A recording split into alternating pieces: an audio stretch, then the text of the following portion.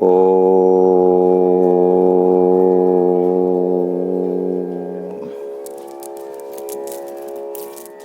नमः परमहंसास्वादित चरण कमल चिन्मकरन्दाय भक्तजन मानस निवासाय श्रीलक्ष्मी नारायणाय लक्ष्मीनाथ समारम्भां नाथयामुनमध्यमाम्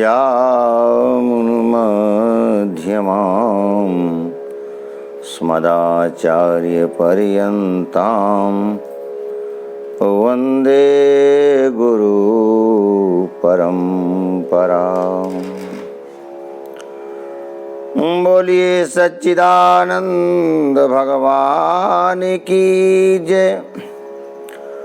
बाल कृष्ण लाल की जय। सर्वेभ्यो देवेभ्यो नमः। सर्वेभ्यो ब्राह्मणेभ्यो नमः।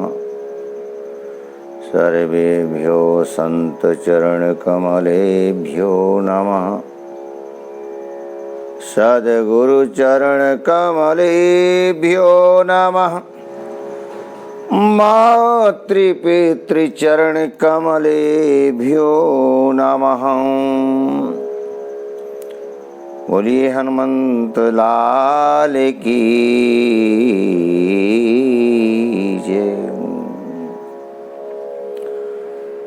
अनंत कोटि ब्रह्मांड नायक परात्पर जगदीश्वर अखिलेश्वर नंद नंदन भगवान श्याम सुंदर की वांग्मयी प्रतिमूर्ति श्रीमद्भागवत महापुराण। भगवान भागवत के चरणों में अनंत बंदन प्रणिपात करते हुए समुपस्थित मेरी मातृशक्ति, मेरे भाइयों, नन्हे मुन्ने बालकों, बहे सत्संग की गंगा अरे मन चल नहा आए। जिसे तू भूल बैठा है उसी से फिर मिला लाएं। आइए सब लोग भक्ति रस प्रवचन धारा में गोते लगाएं, डुबकी लगाएं, स्नान करें, मज्जन करें। उससे पूर्व 2 बार भगवान नाम संकीर्तन करते हैं। पश्चात कथा गंगा में अवगाहन करके जीवन को धन्य बनाएंगे। भगवान नाम।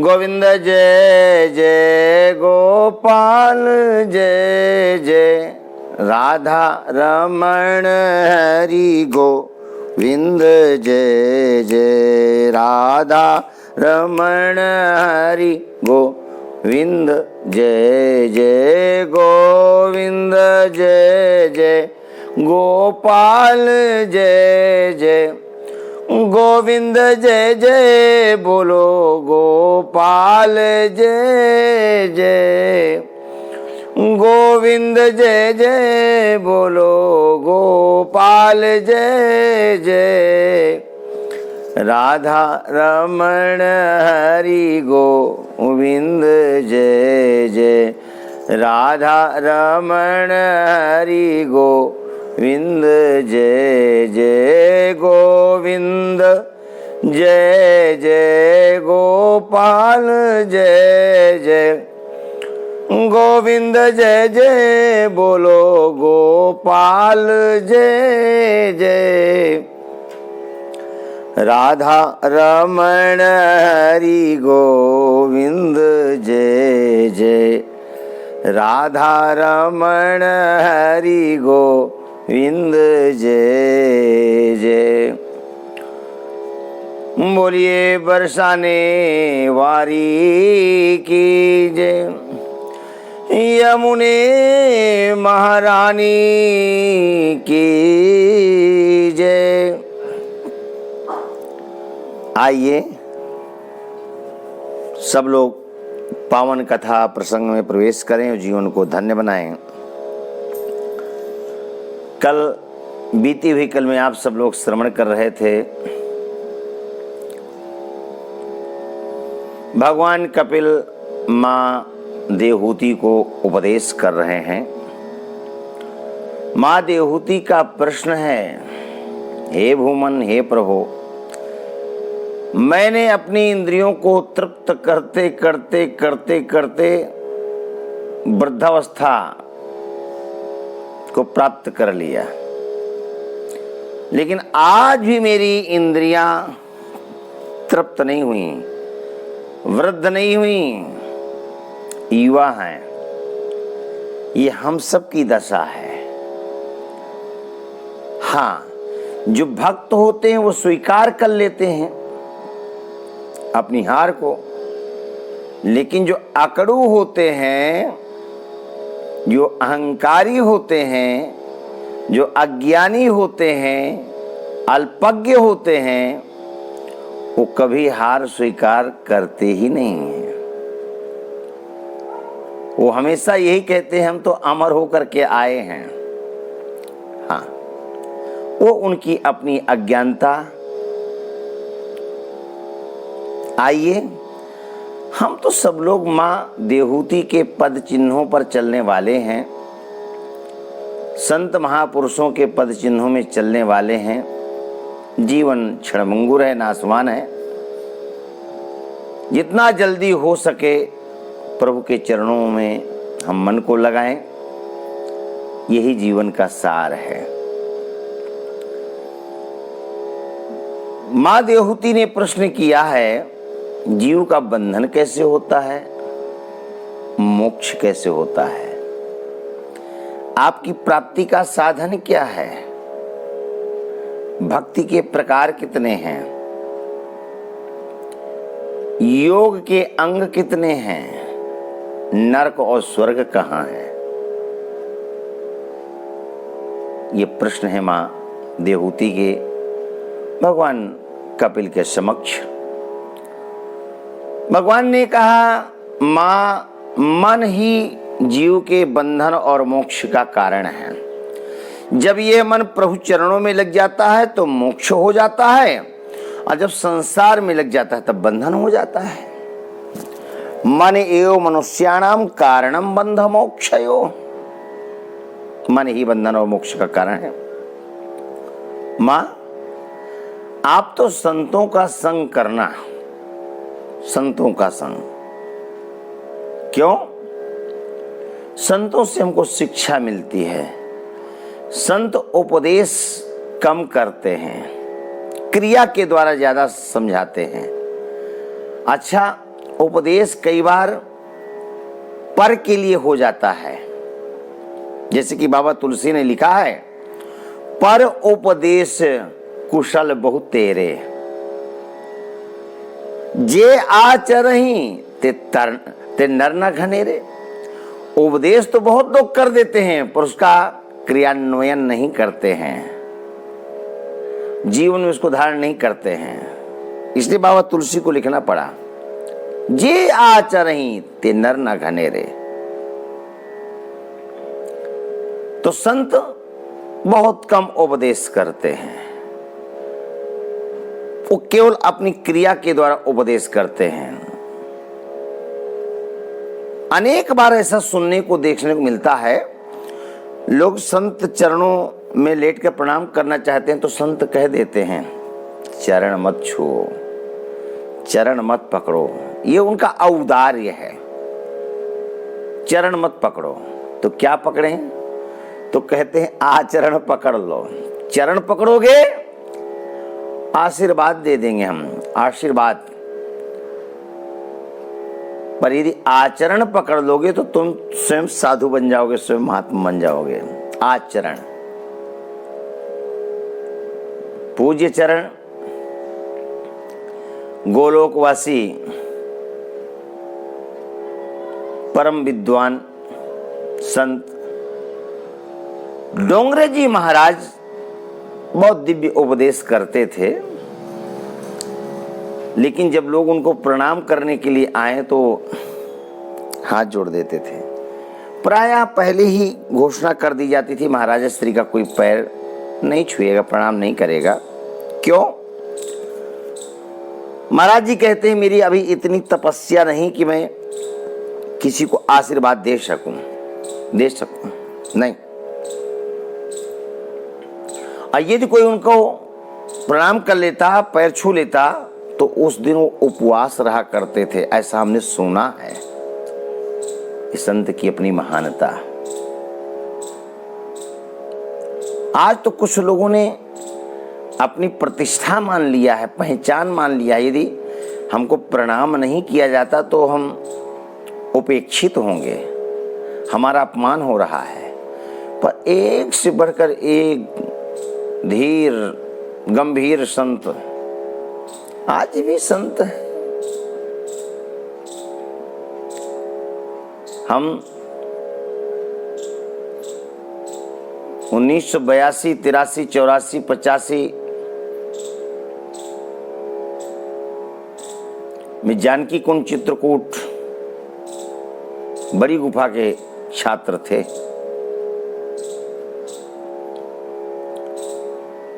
तो वहां पर अनेक संतों में ज्यादा ही तपः परायण संत 2-3 थे। संत भगवान रसोईया जी महाराज छोटे छोटे थे, डरते भी थे संतों से। तो रसोईया जी महाराज के यहाँ कई बार जाते हम लोग, बालक थे, दर्शनों से हमारा क्या लेना देना, बाल चापल, प्रसाद लेने की नजरिए से जाते कि महाराज जी के यहाँ जाएंगे तो प्रसाद मिलेगा। अब संत हैं तो प्रथम बार जब हमारा जाना हुआ, मित्र मंडल के साथ गए तो तुरंत हम लोगों ने पैर छू लिया। तो महाराज जी डांट दिए, तुरंत पैर नहीं छूते हैं। अब हमको क्या मालूम कि पैर न छूने का क्या मतलब हुआ। उनको हमने स्पर्श कर दिया, इस कारण से उन्होंने डांट दिया। ये वो अपना पैर किसी छुआते ही नहीं थे, इसलिए डांट दिया। दोबारा पूछने की हिम्मत हुई नहीं। और फिर 86 में वृंदावन आ गए थे हम, चित्रकूट छोड़ करके। कई बार ऐसा होता है ना कि संत लोग पूजा पाठ में होते हैं तो उस समय अपर सेवा में होते हैं, उस समय किसी का स्पर्श निषिद्ध होता है। हो सकता है महाराज श्री ने सोचा हो कि बालक हैं, क्या पता कहाँ से घूम कर आए हों, कपड़े नित्य के धुले पहने हो कि नहीं पहने हो। आचार विचार होता है संतों का, है? डांट दिया था। तो उसके पश्चात जब भी हम कभी जाते प्रसाद लेने के लिए, ये तो जानते थे कि सिद्ध संत हैं, डर भी बहुत खाते थे, पर प्रसाद लेने के लोभ से जरूर पहुंच जाते थे।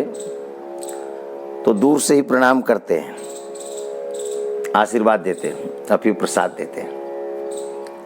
हाँ, रसोईया महाराज की खूबी थी,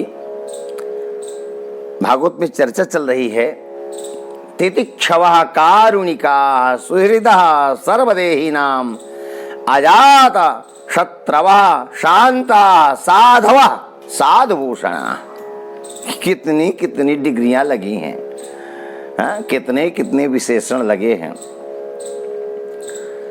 अब वहां से आ गए चित्रकूट से वृंदावन, तो यमुना पार ब्रह्मलीन देवरा बाबा जी विराजा करते थे उन दिनों। अपने मचान में ऊपर बैठते और कोई जाता तो सिर पर पैर रख देते, आशीर्वाद देते, कभी हाथ कभी पैर रख देते थे।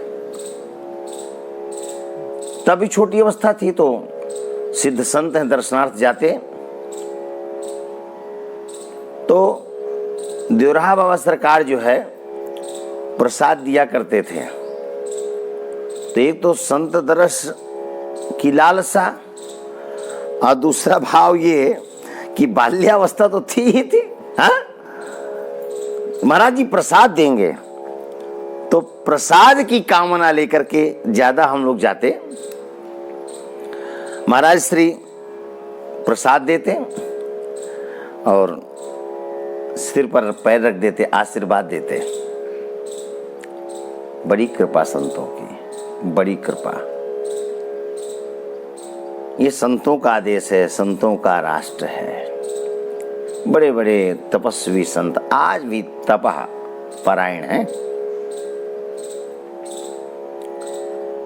आज से 2 वर्ष पूर्व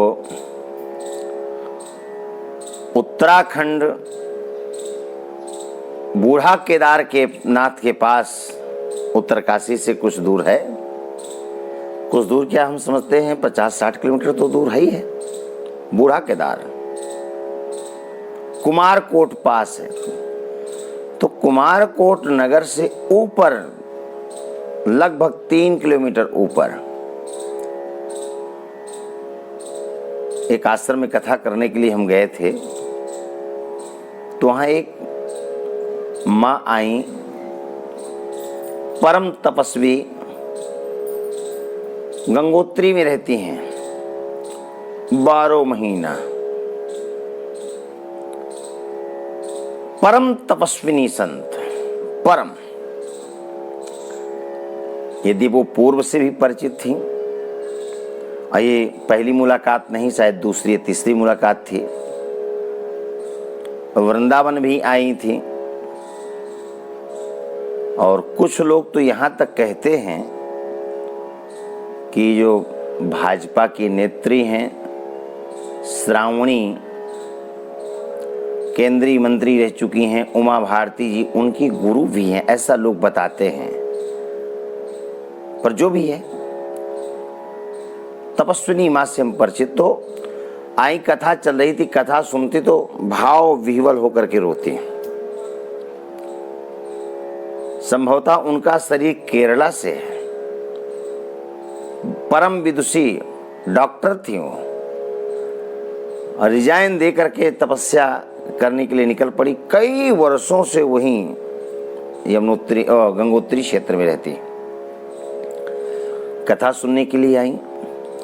अब जहां भी हमारी कथा चल रही थी, वो क्षेत्र हिंसक जीवों से घिरा हुआ था, एकांत प्रांत। वहां संत लोग ही तपस्या करने के लिए जा सकते हैं, सर्वसामान्य तो जाता नहीं, सब लोग डरते हैं।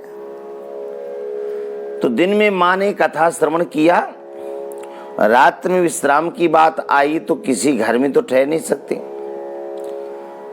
बस स्टैंड से 3 किलोमीटर ऊपर पहाड़ी में, चोटी में हम हैं। अब उससे ऊपर भी दूसरी चोटी पहाड़ की शुरू होती है। चूंकि उत्तराखंड है, पर्वतों का ही क्षेत्र है, पूरे पर्वत ही पर्वत है, एक के ऊपर एक, एक के ऊपर एक। तो हम लोगों से भी 1 किलोमीटर ऊपर जाकर के मां रात में विश्राम करती है, जहां पर मानो दिन में नहीं जाता और रात्रि में वहां पर हिंसक जीव रहते हैं। एक दिन तो हम कथा कर रहे थे, कथा करते करते दृष्टि घूमती है तो दूसरे पहाड़ में बराबर स्पष्ट दिख रहा था एक शेर जबरदस्ती किसी बकरी का शिकार किया, और हमारी नजर पहुंच गई वहां, क्योंकि घूमती रहती है नजर कथा करते समय। तो एक बार तो रूह कंप गई, पर कथा तो ही छोड़ सकते हैं नहीं, कथा करते रहे। कुछ लोग तो समझ गए कि महाराज जी की नजर कहां पड़ी। खैर कथा पूर्ण हुई। कथा पूर्ण होते ही प्रसाद वितरित हुआ और हमारी चर्चा शुरू हुई। हमने कहा अभी कथा के 3 दिन और शेष हैं, हमें लगता नहीं कि कथा पूरी हो पाएगी। तो लोगों ने कहा कैसे महाराज जी? हमने कहा ऐसा ऐसा। कहा नहीं, यहाँ बहुत रहते हैं और कोई डर जैसी बात नहीं है। तो रात्रि में ऊपर गई, लोग, हम सब लोग छोड़ के आए ऊपर।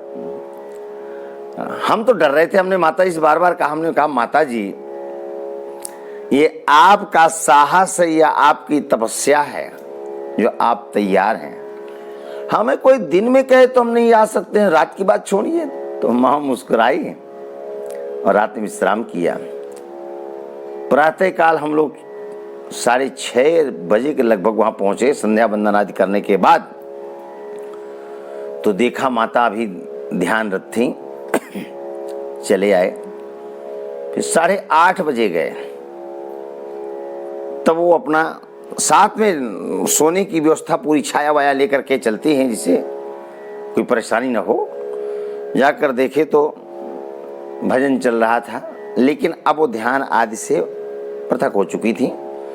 गए, प्रणाम आदि किया।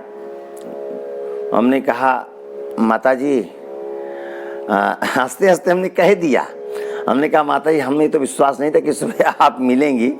माता जी बहुत जोर का हंसी और फिर मौन थे तो इशारा किया, कहा देखिए ये शेर के पद चिन्ह बने हुए थे, सिंह यहां तक आया है, पद चिन्ह बने थे। हमने कहा माता जी सिंह आया था, काफी देर तक बैठा भी रहा। हमने कहा आप? कहा नहीं नहीं, वो हम लोगों से थोड़ी बोलते हैं। आया, राम राम करके चला गया।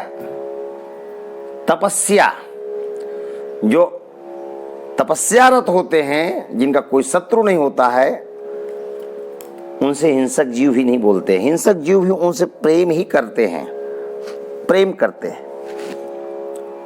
तो सिंह चला गया। अब सिंह चला गया कि चले गए तो परमात्मा ही जाने, लेकिन इस घटना को देखा था पर भयभीत नहीं हुई थी। तो फिर कथा 2-3 दिन पूर्ण हुई और माता जी रहीं। हमने देखा, देखो तो सही, तपस्या का चमत्कार, भजन का प्रताप, लोग दिन में नहीं रह सकते और रात में भी एकांत में, वो भी नारी, हा? स्त्री, वाहरे परमात्मा। ये बनावटी बात तनिक भी नहीं है, नहीं नहीं नहीं नहीं। और एक बात बताएं, उत्तराखंड में कथा करने का सुख ही कुछ और है, पर डर बहुत लगता है जाने में। क्यों? पहाड़ी यात्रा है, लगता है कब कौन सा वाहन कब नीचे चला जाए। वाहन तो नीचे जाएगा पर बैठने वाला सीधे ऊपर जाएगा। प्रेम से बोलो जय श्री राधे। देवभूमि है और जो वहां के वासी सब देव स्वरूप हैं, बड़े सज्जन, बड़े विद्वान, बहुत अच्छे, बहुत अच्छा व्यवहार, अच्छा लगता है। अब देखिए हम कथा कर रहे हैं वृंदावन में बैठ करके, पर हम मन से तो वहीं घूम रहे हैं। और लग रहा है कि कोई बुलाए हम तुरंत कथा करने पहुंच जाए, लेकिन डर अंदर से है कि पहाड़ी यात्रा करेंगे, बहुत डर लगती है, बहुत डर लगती है। बड़े ऊंचे ऊंचे पहाड़, पर जब वहां पहुंच जाओ तो वहां से फिर कहीं जाने का मन भी नहीं करता, लगता बस यहीं बसे रहो, यहीं रमे रहो। बहुत मन रमता है और विद्वान भी बहुत है वहां, भक्ति भी बहुत है वहां। हाँ, आयु वृद्ध, ज्ञान वृद्ध, वो सब आपको नमन करेंगे, वंदन करेंगे। ऐसी साधुता है। भगवान कपिल कहते हैं, माँ मेरा भक्त कहीं डरता नहीं, भय नहीं खाता है। माँ मयि भावेन भक्तिं कुर्वन्ति ये दृढ़ा, मयि अनन्येन भावेन भक्तिं कुर्वन्ति ये दृढाम्, मत्कृते त्यक्त कर्माणस्त्यक्त स्वजन बांधवा। माँ, जो मुझ में सुदृढ़ भक्ति करते हैं, सुदृढ़ प्रेम रखते हैं, मेरे लिए संपूर्ण कर्म तथा अपने सगे संबंधियों का भी त्याग कर देते हैं, मेरे लिए जगत के जितने भी कार्य उनका त्याग कर देते हैं। अच्छा, जगत के कार्यों का त्याग करना बहुत सरल है, पर स्वजनों का त्याग करना बहुत कठिन है। पर मेरे लिए मेरे भक्त विषयों का ही नहीं, कार्यों का ही नहीं, स्वजन संबंधियों का भी त्याग कर देते हैं। मां, जो मेरे परायण होते हैं, जो मेरे भक्त होते हैं, वो मेरी ही कथाओं का श्रवण करते हैं। मदाश्रया कथावृष्टा शृण्वन्ति कथयन्ति च, तपन्ति विविधास्तापा नैतान मदगत चेतसा। वो मेरी कथाओं का श्रवण करते हैं और मेरा ही श्रवण करते हैं। मेरी कथाओं का, मेरे सुयश का, मेरे कीर्तन का श्रवण करना उनका अपना स्वभाव बन चुका है। और माँ, जो भक्त अपने मन को मेरे चरणों में लगा देते हैं, संसार की कोई ताप उनको कष्ट नहीं दे सकते हैं। नहीं, ऐसे भक्त जो सर्वत्यागी हैं, ऐसे भक्त महापुरुष ही साधु होते हैं और ऐसे साधु जनों का ही सेवन करना चाहिए। करना हो तो संत महापुरुषों का संग करना चाहिए। मां, संग करो तो संत महापुरुषों करो, विषयों का संग मत करो। संगः सर्वात्मना त्याज्यः सचेत्यक्तुं न शक्यते। संगः सर्वात्मना त्याज्यः सचेत्यक्तुं न शक्यते। ससद्भिः कर्तव्यः सतां संगो हि भेषजम्। सतां संगो हि भेषजम्। संगः सर्वात्मना त्याज्य। संग यानी आसक्ति, आसक्ति का त्याग ही अपेक्षित है, बलपूर्वक उसका त्याग करना चाहिए। पर यदि आसक्ति का त्याग न हो सके, संग का त्याग न हो सके, तो महापुरुषों का सत्संग करना चाहिए। भाई, संग के आदि हैं। अब आप किसका संग करते हैं ये आप जाने, पर वो असंग है, वो कुसंग है, वो दुर्जन संग है। उसे या उसको विषयासक्त भी कह सकते हैं, क्योंकि संसार का जो संग होता है वो विषयों पर केंद्रित होता है। जिसके पास बैठते हैं संसार की चर्चा करते हैं। तो संगा सर्वात्मना त्याज्य सचेत्युक्तुं न शक्यते। पर यदि संग नहीं त्याग सकते हैं तो क्या करें? ससद्भिः कर्तव्या सताम संगो हि भेषजम्।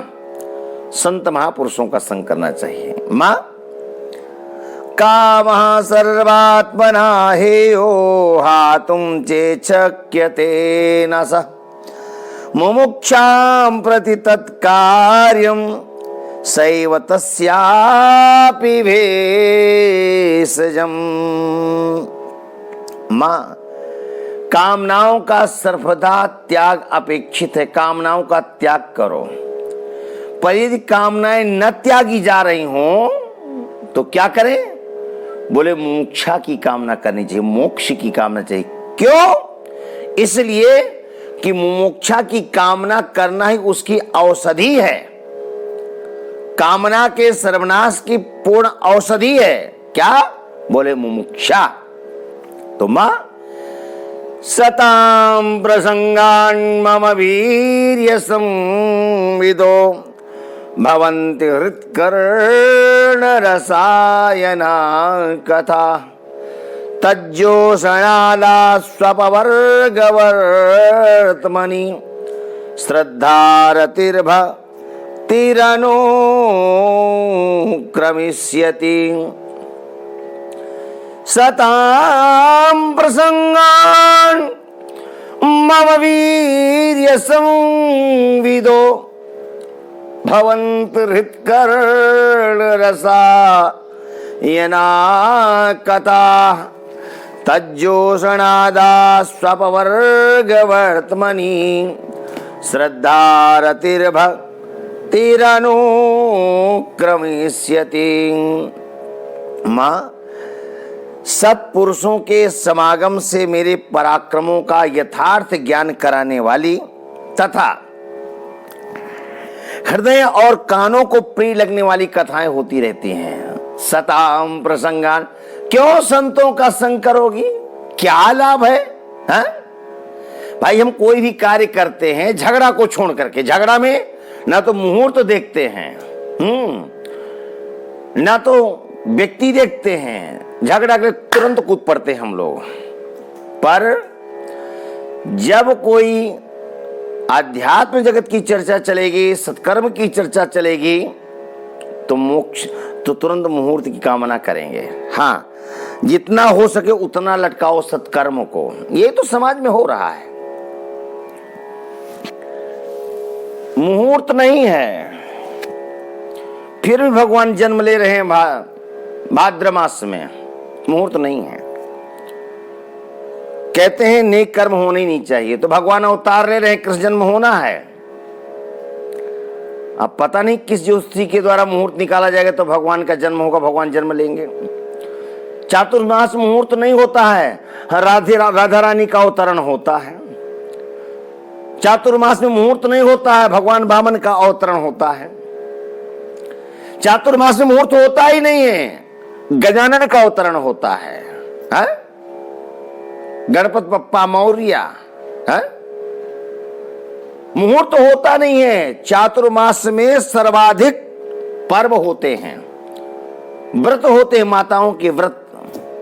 कल हल षष्ठी आ गई, देखो मुहूर्त ही नहीं कहते हैं। नेक कर्म हो रहे हैं फिर भी मुहूर्त नहीं है। बड़े बड़े यति महात्मा चातुर्मास कर रहे हैं, तो भगवान जब शयन कर गए तो फिर किसकी साधना हो रही है? अरे मुहूर्त लौकिक जगत के लिए होता है, पारमार्थिक कार्य के लिए। जिस समय हो जाए कार्य, भगवत कार्य, वही मुहूर्त अच्छा है, वही दिव्य मुहूर्त है। कार्य को मत लटकाओ, कार्य होने दो, सद्कार्य होने दो, भगवत कार्य होने दो। क्यों विश्राम कर रहे हो? विश्राम करते करते बहुत समय हो गया। राम काज कीन्हे बिना मोहि कहाँ विश्राम। जिसको जो भा रहा हो बोल रहा है, जिसको जो पसंद आ रहा है वो कहे जा रहा है।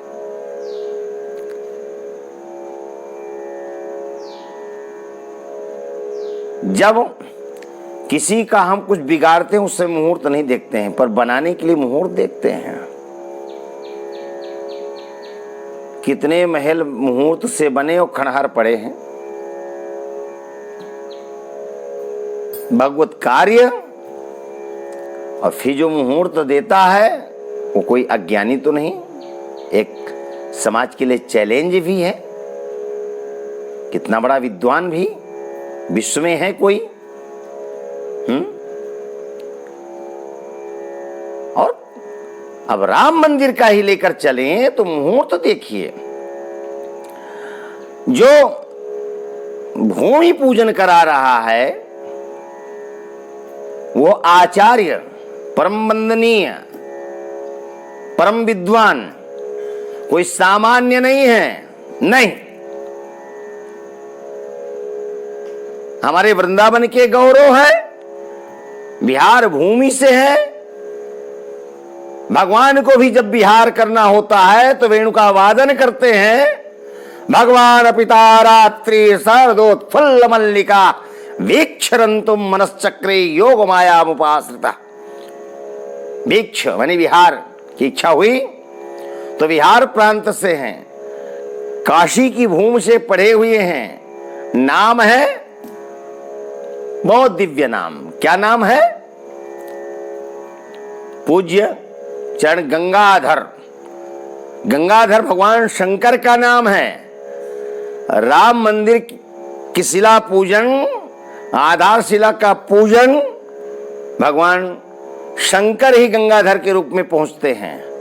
और जब भगवान राम सेतु बांधते हैं समुद्र में लंका जाने के लिए, तब वहां भगवान शंकर की स्थापना होती है भगवान राम के द्वारा।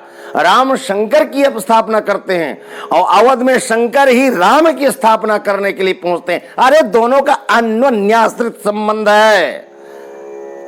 हमारे पूर्वज कहते हैं, विद्वान कहते हैं, शास्त्र कहते हैं कि बालक का नाम वो करो जो भगवान के नाम से मिलता हो। अजामिल ने अपने पुत्र का नाम नारायण रखा। पुत्र भले ही ना आया हो पर नारायण नाम तो मिथ्या नहीं गया। दूरे क्रीडन का सत्तम पुत्रम नारायणा वयम। नारायण नाम लिया तो भगवान नारायण के पार्षद आगे भगवान नारायण ने कहा मेरा भक्त संकट में पड़ा है। अजामिल जैसा पापी भगवान का नाम लिया तो भगवान प्रकट हो गए। और फिर जो परम विद्वान है, परम तपस्वी है, परम कर्मकांडी है, मनसा वाचा कर्मणा, शास्त्रों के लिए समय देना है, ब्रज की उपासना करना है, विद्वद्वर जनों के द्वारा वंदनीय है, सौम्य स्वभाव, साधु स्वभाव, मैं तो उनको भगवान शंकर ही मानता हूं। और एक बात बताएं, भगवान राम मंदिर की शिला पूजन या आधारशिला जो रखी गई, इसमें बहुत बहुत इशारे हैं। भगवान शंकर गंगाधर पाठक ही क्यों गए? पाठक माने जो पठित हैं, हाँ, वो स्वयं विद्वान है। पूछ लीजिएगा पाठक शब्द की व्याख्या क्या है। तो भगवान शंकर ही स्थापना करने के लिए गए। क्यों गए? मुझे तो ऐसा लगता है कि कोरोना आया है आपके चीन से, और चीन नास्तिक देश है, कम्युनिस्ट देश है, और हमारे बाबा भोले मानसरोवर कैलाशवासी चीन में हैं। ऐसा लगता है कि भगवान शंकर ही हमारे गंगाधर पाठक जी के रूप में गए थे आधारशिला रखने के लिए, मानो भगवान राम से कह के आए। वैसे फेसबुक में तो काफ़ी कमेंट हो रहे हैं कि आचार्य जी ने 2 स्थान और मांगे हैं, काशी और मथुरा, पर हमें लगता है कि आधारशिला क्या रखी गई है, लगता है कि चीन से हमारे बाबा भोले कैलाशवासी भारत में आने के लिए आतुर हैं। और लगता है जब तक राम मंदिर का निर्माण होगा तो जैसी खुराफात कर रहा है चीन, लगता है वो कैलाश मानसरोवर भारतवर्ष में आकर ही रहेगा। इस आधारशिला का तो इशारा हम तो यही समझते हैं, बाकी वो परमात्मा जाने। हाँ, संतों के जीवन में बस जब भगवत कार्य हो जाए वही समय श्रेष्ठ है। संत भजन करते हैं, भगवत चरणों में विश्वास करते हैं, बड़े बड़े श्रेष्ठ ज्येष्ठ संत लोग पहुंचते हैं। हमारा इशारा ये तो चर्चा बहुत दिव्य चल गई, लेकिन बस केवल चर्चा यह है कि कभी भी कोई विवाद नहीं। भगवत कार्य में जब कार्य हो जाए तभी सुंदर मुहूर्त है, मंगल मुहूर्त है। ज्यादा इधर उधर भटकने की जरूरत नहीं है। भगवान कपिल कहते हैं, मां, संतों के मध्य में मेरी चिन्मयी कथाओं का गायन होता है, दिव्य कथाओं का गायन होता है। उन कथाओं का श्रवण करना चाहिए।